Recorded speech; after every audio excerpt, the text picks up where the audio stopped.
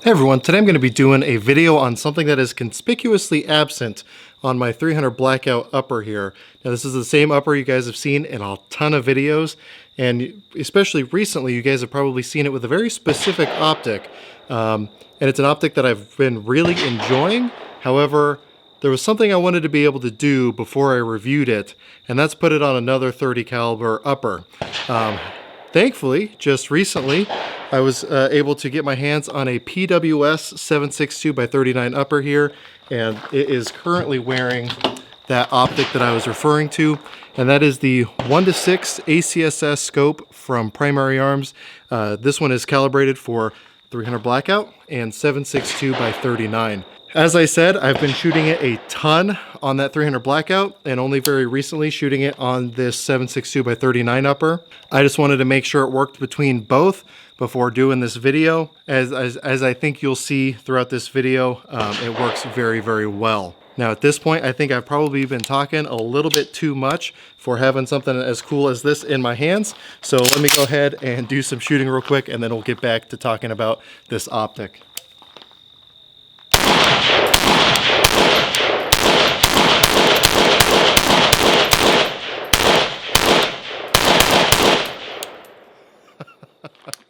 That's just too much fun. All right, so let's go ahead and bring the camera in a little bit closer so we can talk about the specifics of this optic.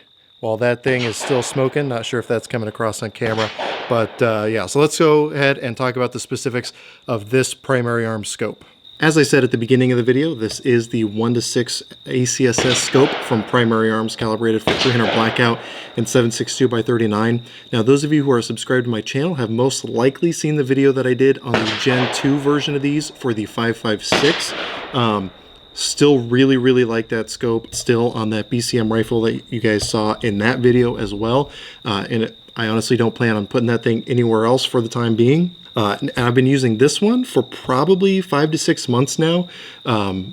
It's been in a lot of the 300 blackout videos I've been doing since then, at least since I was able to get this mount to put it in, whether that be the ammo tests that I was doing, or even just kind of the general shooting videos that I was doing, and it has been serving me exceptionally well. Now, again, for those of you who've been following my channel for a while, it's probably no secret that I'm a big fan of Primary Arms optic. I now currently own 7 of them. However, full disclosure, I did not pay for this one specifically. Big appreciation to Primary Arms for actually sending this out for me to test and review.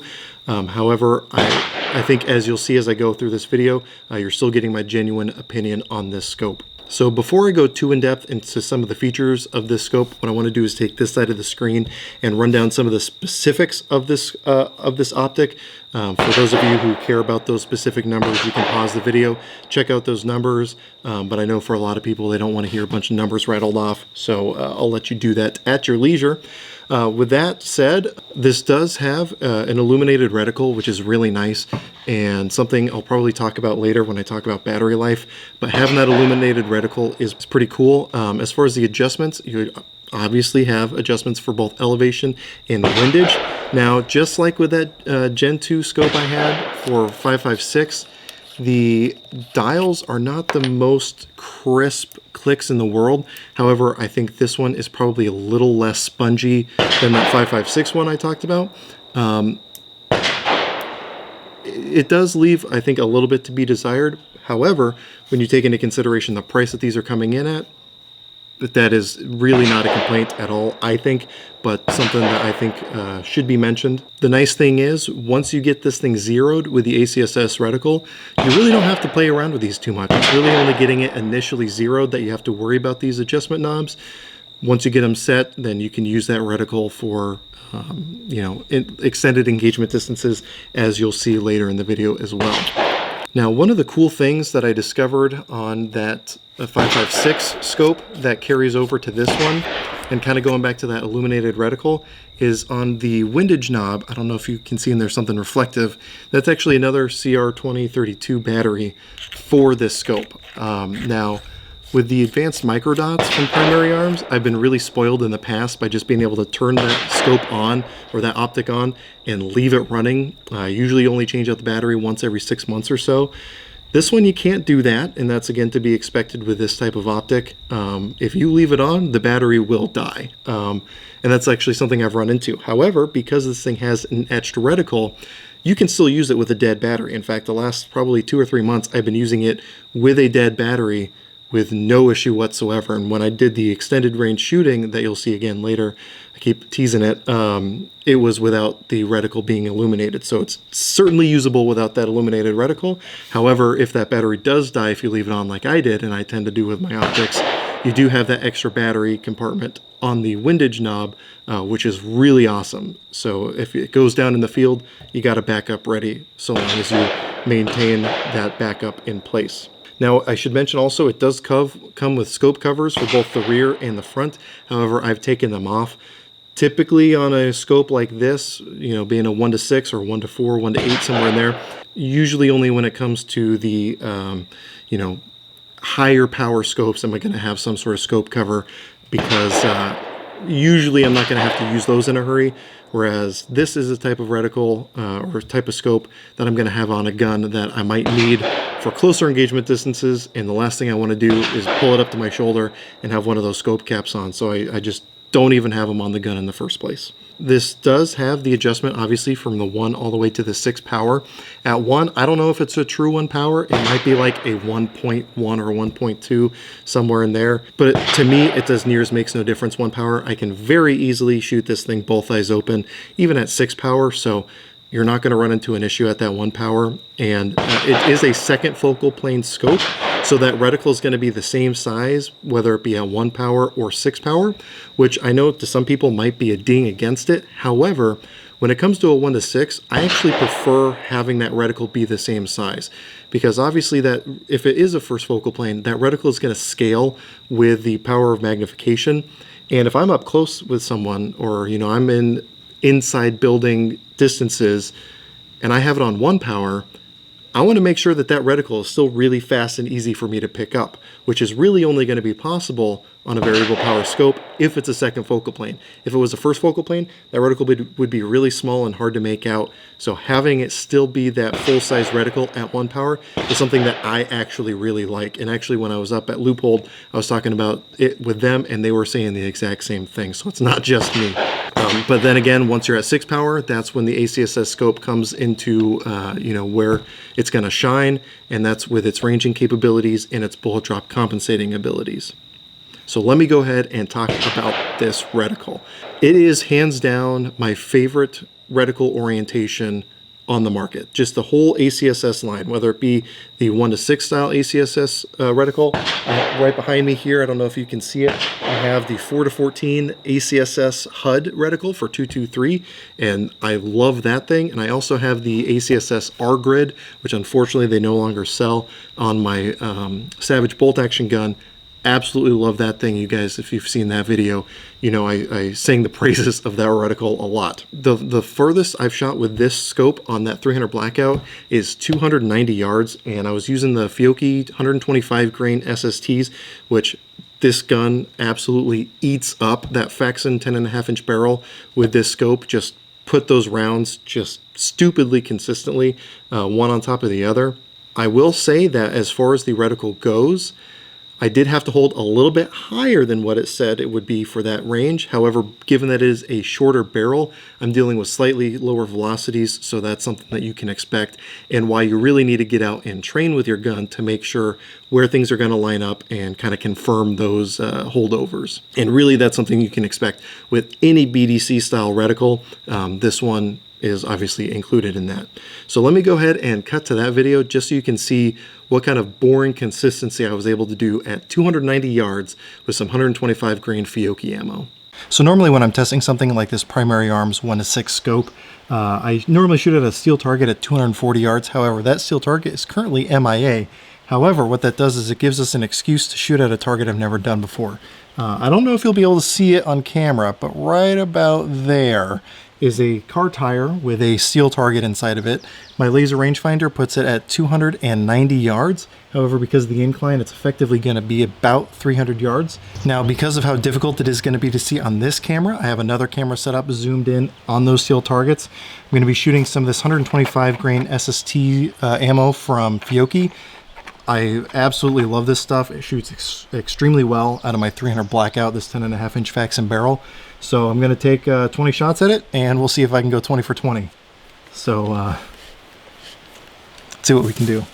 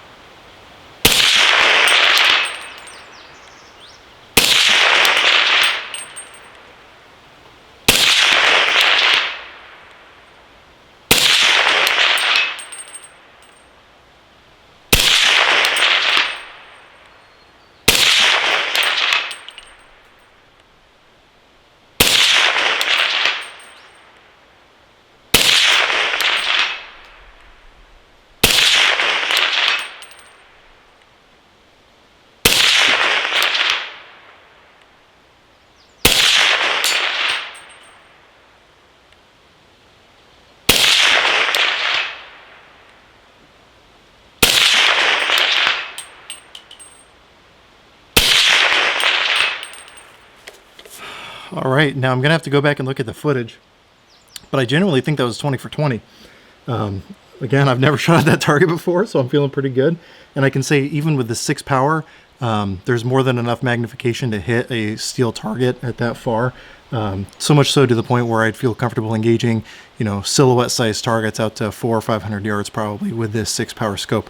Is that preferred method? Probably not, but I still think I could probably make hits at those distances. And I gotta hand it to Fiocchi Ammo. Again, this 125 grain stuff is so ridiculously consistent through this Faxon barrel that if I'm gonna be engaging targets at a long distance, this is probably the ammo I'm gonna be using. Now, after I got home and I looked at the footage from that, I think I was probably closer to 18 out of 20, but it was hard to tell with just where it was hitting the steel. It was kind of hard to tell where it was swinging, but you guys saw the footage for yourself, so you can make that determination for yourself. But nonetheless, very easily able to get on that steel at 290 yards, and I'm very confident even at longer ranges on a silhouette sized target, you're going to have a very easy time getting those rounds where you want them to go. And hopefully to prove that, my friends just opened up a 600 yard range at their facility up north of here, and eventually I'm going to make my way up there. They're super swamped right now, so they told me I had to wait, otherwise I'd be doing this video there. But when I am able to shoot there, you'll see me shoot a lot of scopes up there at those extended ranges, and we'll see how those ACSS scopes hold up in those circumstances. I can honestly say at this point, with the experience that I have had, I'm very confident that 600 yards with this scope is definitely doable. Now, I have to be honest, and I have to say that when it comes to being able to put those rounds where you want them to, a lot of that is going to come down to the gun that you're attaching it to. For example, I would have a lot more confidence with this 300 blackout here, shooting those 125 grain SSTs out of that Faxon barrel, hitting, than I would a 7 point whatever inch 7.62 by 39 shooting cheap surplus ammo. It's just not going to be anywhere near as consistent as that 300 blackout. So again, take that into consideration. It's only going to be as accurate as the gun you're shooting it out of or the shooter themselves. So I figure that's worth noting. But honestly, I legitimately think that the ACSS reticle is the best on the market, hands down. I don't care what price range we're talking about. To also demonstrate how well this can even do at closer ranges, for example, 50 yards, if you haven't already, I would recommend watching the review that I did on this ADM mount, the Recon mount from American Defense Manufacturing. In that video, I did a return to zero test with this scope combination on this 300 blackout, again, using those 125 grain SSTs. I shot 20 rounds at 50 yards, 10 rounds before taking the optic off and 10 rounds after putting it back on. And I think I was able to get all 20 rounds in right around an inch, which is not too shabby considering it's a 20 round group and taken on and off the optic. So if you want to see how good this optic can do at those closer ranges, by all means, check out that video because you'll be able to see for yourself in that situation as well. So really, whether you're doing it up close or you're doing it at extended ranges, I really think that a scope like this is going to be very well suited for any of those applications. Because I've already done a full-length video on the 1-6 ACSS scopes on the 223, I'm going to go ahead and just, again, refer you to there if you didn't get enough information from this video. But at this point, I'm going to go ahead and go straight to kind of wrapping up my thoughts about this scope. Now, again, I really, really enjoy this scope. It's definitely at home on this 300 Blackout SBR. And once I'm done reviewing that PWS gun, this is where this optic is going to stay. Just because, again, it is so boringly consistent. And especially on a 300 Blackout like this one, with the reticle having the holdovers for both supersonic and subsonic ammunition, it's really going to be hard to beat. It really does the work for you. As long as you have it zeroed to the ammo you're shooting, it'll put those rounds where you want them to go. Again, supposing you have the gun to make sure that happens, which with a Faxon barrel, you're going to be pretty safe with that. There is a very competitive scope with this one. Typically on all the forums that I follow, when people are asking about this scope, they refer to another 1-6 scope as well to see what people think between the two.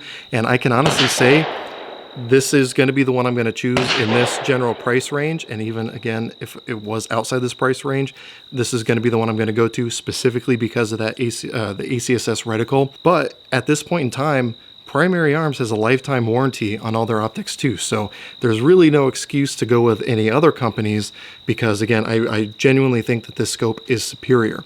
Now, that said, is it going to have the best light transmission in the world? No. Is it going to have the highest quality glass in the world? No. For those, you are going to have to pay significantly more. However, for the price that this comes in at, I genuinely don't think you can beat it. And again, even if you do include those higher range scopes, I really think that the ACSS reticle is what sets this apart from the rest of the pack, again, regardless of price range. Now I know, just because I've seen comments on previous videos where I've mentioned Primary Arms optics, there are some people who say, well, you know, I wouldn't trust my life to them, they're too cheap, you know, yada, yada, yada. Again, I can say that I have now owned 7 Primary Arms optics. I've got 3 of their advanced microdots, all of which I paid for. I have the 2 1-6s. I have the 4-14 R-Grid, which I paid for, and I have the 4-14 ACSS HUD for 5.56 that you saw earlier, kind of behind me in the video. And I've had literally 0 issues with any of those optics. If you guys have watched the Spartan Training Concepts Rifleman video that I did, I had the Primary Arms Advanced Microdot on that gun throughout the entire class. It was raining, it was dirty. I went through 1,200 rounds, and that same microdot is the same one I've used on older rifles when I'd go through training. So I've easily got probably 3,000 rounds through that one Primary Arms Advanced Microdot, and I've literally had 0 issues with it. Now, does it have the 50,000 hour battery life that it advertises? Not in my experience, but I typically have the dot brighter anyway, and I still will change it maybe once every 6 months as preventative maintenance, and I'm good to go. All that to say, I legitimately trust Primary Arms optics with my life. When I went to SHOT Show in January, I had my 1-6 5.56 optic on that drive down to Las Vegas. This last couple months ago, what was it, August, when I went up to TriggerCon with my buddy, the Haas USMC, I had this scope on this upper, and actually with a pistol lower too, because I was crossing state lines. So all that to say, I have literally trusted my life to these. Now, I haven't gone into a fight with them. Hopefully I never have to, but I have put myself in a position where these optics were on the go-to guns that I was going to use if I found myself having to defend my life or someone else's. So you can disagree with me all you want, but I personally would trust Primary Arms optics with my life as I have in the past. Now, with that being said, if any of you out there have owned either really any Primary Arms optic, but especially these 1-6s, if you have experience with these, go ahead and throw those in the comment section down below, just again, so other people can kind of reaffirm what I've said about the durability of these optics.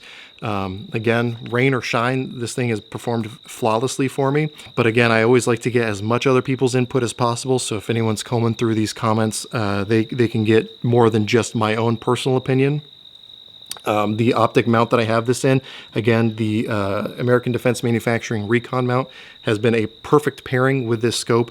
And again, I could not be happier with the way this is set up. So if you have any questions, comments, or concerns, go ahead and throw those in the comment section down below. I'll try to get back to you as quick as I can. If you have recommendations for other optics you'd like to see on this channel, go ahead and throw those down there, and I can always see what I can do. No guarantees. If you haven't seen the other videos I've done on the primary arms optics, go ahead and check those out. And if you're not already, go ahead and subscribe to my channel, because hopefully soon I'll be doing the video on those 3 advanced microdots, and you'll definitely get the alert once those videos go up. But again, it'll be a very, very positive one, because I like those ones a lot.